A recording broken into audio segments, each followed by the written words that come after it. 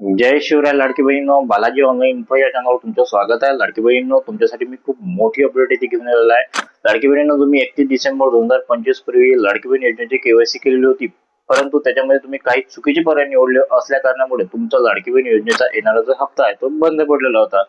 परंतु तुम्ही आता हा हप्ता पुन्हा नव्याने चालू करू शकता, कारण आता ऑनलाईन पद्धतीने केवायसी करण्याची तारीख 31 मार्च 2026 पर्यंत वाढवून दिलेली आहे.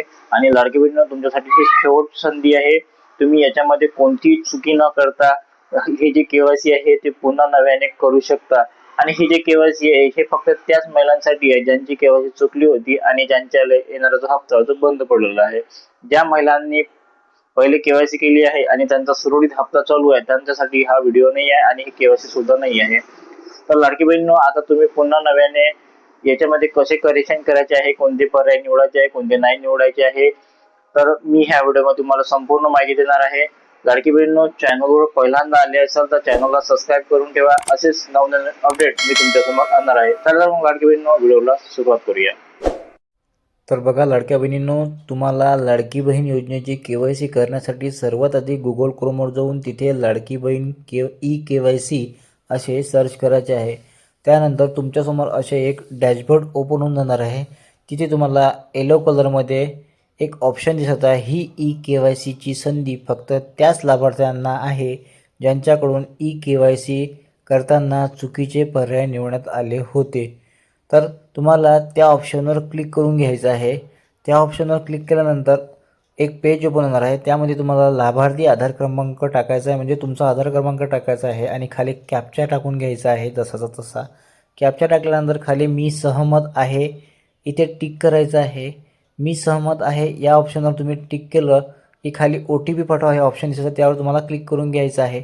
OTP पाठवा या ऑप्शनवर तुम्ही क्लिक केल्यावर नंतर तुम्हाला एक OTP येणार सांगे. तो OTP तुम्हाला जसाचा तसा ह्या बॉक्समध्ये टाकून द्यायचा आहे. OTP टाकल्यानंतर खाली एक तुम्हाला ऑप्शन दिसत आहे सबमिट करा, त्यावर क्लिक करून घ्यायचं आहे. सबमिट करा ऑप्शनवर क्लिक केल्यानंतर तुम्हाला इथे A आणि B हे दोन पर्याय दिसत आहे. तिथे पहिले लिहिलं आहे माझ्या कुटुंबातील सदस्य नियमित कायम कर्मचारी म्हणून सरकारी विभाग, उपक्रम मंडळ, भारत सरकार किंवा राज्य सरकारच्या स्थानिक संस्थेमध्ये कार्यरत. तर तिथे तुम्हाला नाहीच करायचं आहे. खाली पण तुम्हाला B मध्ये माझ्या कुटुंबातील सदस्य नियमित कायम कर्मचारी म्हणून सरकारी विभाग, उपक्रम मंडळ, भारत सरकार किंवा राज्य सरकारच्या स्थानिक संस्थेतून सेवानिवृत्त निवृत्ती वेतन घेतं. तिथे पण तुम्हाला नाहीच करायचं आहे आणि खाली यायचं आहे. खाली तुम्हाला उपरोक्त अनुक्रमांक A आणि B मध्ये देण्यात आलेली माहिती खरी असून खोटी आढळल्यास खोटी माहिती दिल्या प्रकरणी सक्त कारवाईस पात्र राहील. इथे तुम्हाला टिक करून घ्यायचं आहे. तिथे खाली चौकोन बॉक्सवर तुम्ही टिक केल्यानंतर इथे तुम्हाला खाली एक ऑप्शन दिसत आहे समाविष्ट करा. समाविष्ट करा या ऑप्शनवर तुम्हाला क्लिक करून घ्यायचं आहे. समाविष्ट करा या ऑप्शनवर क्लिक केल्यानंतर तुमची जी KYC आहे ते पूर्णपणे होऊन जाणार आहे. तर लाडकी बहिणींनो, तुम्ही हे KYC केल्यानंतर तुम्हाला आता ही KYC झाली की नाही झाली हे चेक करण्यासाठी पुन्हा तुम्हाला मेन मेन्यूवर यायचं आहे. मेन मेन्यूवर आल्यानंतर तिथं पुन्हा तुम्हाला तुमचा जो लाभार्थी आधार क्रमांक आहे, म्हणजे तुमचा जो आधार क्रमांक आहे तो तुम्हाला तिथे टाकून द्यायचा आहे आणि खाली जो कॅप्चा आहे कॅप्चा टाकून खाली मी सहमत आहे याच्यावर टिक करून पुन्हा OTP पाठवा या ऑप्शनवर क्लिक करून करायचं आहे.